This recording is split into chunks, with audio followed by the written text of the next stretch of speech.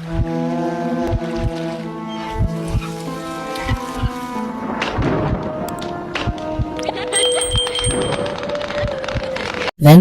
अजय पहली बार मुंबई जा रहा था। घर वाले ट्रेन तक छोड़ने आए थे। ट्रेन की सीटी के बजने के साथ जब अपने दूर जाने लगे तब आंखों में छिपी करुणा, स्नेह, लगाव आंसुओं के रूप में बाहर आने लगा। अजय ने किसी तरह अपने आंसुओं को पोंछा, हाथ हिलाकर बाय किया और तब तक उन्हें देखता रहा जब तक वे आंखों से ओझल न हो गए। अजय अपने गांव मानिकपुर से मुंबई जा रहा है।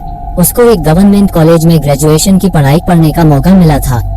अजय पढ़ाई में होशियार तो था ही, साथ ही पढ़ने के अलावा खेल कूद में भी अव्वल था। आंखों में विभिन्न प्रकार के सपनों को समेटे 14 घंटे बाद मुंबई की धरती पर अजय ने कदम रखा। उसे इस बात की कितनी खुशी थी, इसका बयान शब्दों में करना मुश्किल था। अजय को मुंबई अपने सपनों से भी ज्यादा सुंदर और भव्य लग रहा था। चारों तरफ बड़ी बड़ी इमारतों को देखकर बार बार उन्हें देखने का मन कर रहा था, पर इससे भी ज्यादा जरूरी कोई कार्य था। अजय फौरन अपने कॉलेज पहुंचा, फीस और डॉक्यूमेंट जमा कर एडमिशन ले लिया। अब बारी थी हॉस्टल का कमरा मिलने की, पर हॉस्टल का कमरा डीन की अनुमति के बाद ही मिल सकता है और वे आज आए नहीं थे। अजय ने मनाने की पूरी कोशिश की, यहाँ उसका कोई रिलेटिव नहीं रहता, वह एक दिन का गुजारा कहाँ और कैसे करेगा। पर कॉलेज विभाग ने अजय की एक बात न सुनी और जाने को कह दिया। मरता क्या न करता, अजय कॉलेज के बाहर आकर एक पेड़ के नीचे बैठ गया। बहुत सोचने के बाद इस नतीजे पर पहुंचा के आज की रात वो रेलवे स्टेशन के वेटिंग कंपार्टमेंट में बिता लेगा और कल उसे हॉस्टल का रूम मिल जाएगा। ऐसा फैसला कर रेलवे स्टेशन जाने को उठा ही था कि उसका फोन बज उठा। फोन पर नाम पढ़कर उसे बड़ी खुशी हुई। कॉल घर से था। कॉल पर पिताजी थे। उनको पूरा किस्सा सुना दिया। माँ ने पिताजी से फोन छुड़ा लिया। माँ ने खाने पीने के बारे में पूछा तो छोटे भाई बहनों ने मुंबई कैसा ये पूछा। सभी सवालों के जवाब देते देते अजय की आंखें भर आई और माँ से कह बैठा कि उसे बहुत याद आ रही है आपकी, आप सभी की। माँ ने तुरंत ही घर आने को कह दिया, पर पिताजी ने दपट के कह दिया कि इतनी दूर हो गए हो तो कुछ बन के आओ, अपने माँ और बाप का नाम रोशन करो, बस तुम्हारा यही एक काम बचा है।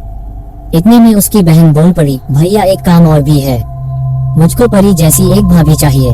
मैंने देखा है टीवी पर मुंबई में बहुत खूबसूरत लड़कियां रहती है। इससे पहले बहन कुछ पाती। पिताजी ने डपट कर उसे शांत किया और अजय को याद दिलाया कि वो अपना पूरा ध्यान पढ़ाई पर रखे। इतना कहकर पिताजी ने फोन रख दिया। धीरे से आंसू पोंछकर मोबाइल जेब में रख लिया और रेलवे स्टेशन जाने के लिए ऑटो खोजने लगा कि तभी किसी ने पीछे से आकर उसके कंधे पे हाथ रख दिया। अजय ने पलटकर पीछे देखा।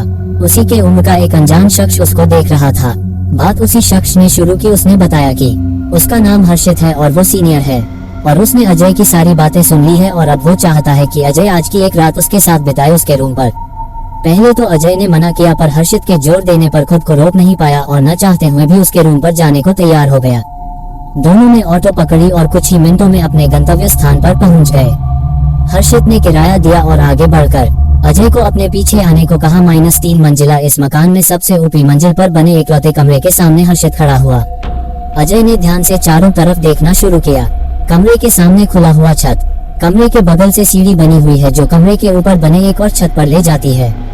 इतनी देर में हर्षित ने दरवाजे पर लगे ताले को खोल लिया और दरवाजा खोलकर अजय को अंदर बुलाने लगा। कमरा वैसा ही था जैसा एक नॉर्मल स्टूडेंट का होता है। अजय धीरे से चारपाई पर बैठा। उसकी नजर पूरे कमरे का मुआयना करने लगी। हर्षित ने अजय को आराम करने के लिए कहा। चारपाई पे लेटते ही उसे नींद आने लगी। रात को 9 बजे हर्षित ने अजय को जगाया। अजय ने जब अपनी आंखें खुली तो देखा हर्षित उसके लिए बाहर से खाना ले आया है। खाना खाते वक्त हर्षित ने राज खोला। हर्षित ने अजय को बताया कि वो चाहता है कि अजय उसके साथ रहे। वो अकेले रहते रहते थक गया है, उसे एक मित्र, एक साथी की तलाश है। अजय ने सोचा कि मना कर दे, पर पता नहीं क्यों चाहते हुए भी मना नहीं कर पाया। हर्षित बहुत खुश हुआ और उसने वादा किया कि यहाँ उसे कोई प्रॉब्लम नहीं होगी, बल्कि यहाँ उसे अपने हॉस्टल से ज्यादा मजा आएगा। वैसे भी अगले 1-2 दिन में दोनों लोग गोवा चलेंगे। अजय ने पहले मना किया, पर हर्षित ने ऐसे वैसे जैसे तैसे करके अजय को गोवा चलने के लिए मना ही लिया। 2 दिन बाद अजय के 2 दिन मुंबई में बड़े आराम से गुजरे। हर्षित दिन भर उसे शहर घुमाता रहा, उसका पूरा ख्याल रख रहा था। सुबह दोनों जल्दी उठे, उन्हें बस से गोवा जाना था। किराया और सफर का खर्चा सब हर्षित उठा रहा था। अजय ने कई बार पैसों के बारे में पूछा, हर बार कोई नई कहानी सुना सवाल टाल जाता। उसके मुताबिक वो कई दिनों बाद नया दोस्त बना पाया है, इसलिए ये सब कर रहा है। अजय और हर्षित बस में बैठकर गोवा के लिए निकल लिए। 4-6 घंटे का सफर हो जाता है आराम से। बस के खराब होने की वजह से टाइम ज्यादा लग गया और करीब 9 घंटे लग गए पहुंचने में। तकरीबन शाम ही हो गई थी। दोनों एक दोस्त हरीश के रूप पर रात भर रुकने का प्लान था और अगली सुबह घूमने का, पर दोस्त उन्हें रात के 9 बजे एक पब में ले गया। पब में कुछ ही समय बीते होंगे कि पब के मालिक पाब्लो ने हरीश को बुला लिया। हरीश थोड़ी देर में दोनों के पास आया और अपने साथ चलने को कहा। तीनों दोस्त कुछ ही देर में पब के ऊपरी मंजिल पे बने एक कमरे के अंदर पहुंचे, जहां करीब 4 कपल डांस कर रहे थे और उनके सामने बैठा पाब्लो हरीश को देखते ही खुश हो जाता है, उसे इशारे से अपने पास बुलाता है। पाब्लो के इशारे पे हरीश अपने दोनों दोस्तों के साथ उसके सामने खड़ा हो जाता है, झुककर सलाम करता है और लड़खड़ाते हुए कहता है, हुजूर, ये रहे मुर्गे, अब मेरे भाई को छोड़ दीजिए। मुर्गे शब्द सुनते ही अजय और हर्षित दोनों के कान खड़े हो गए। उन्हें कुछ समझ ही नहीं आ रहा था कि ये सब हो क्या रहा है।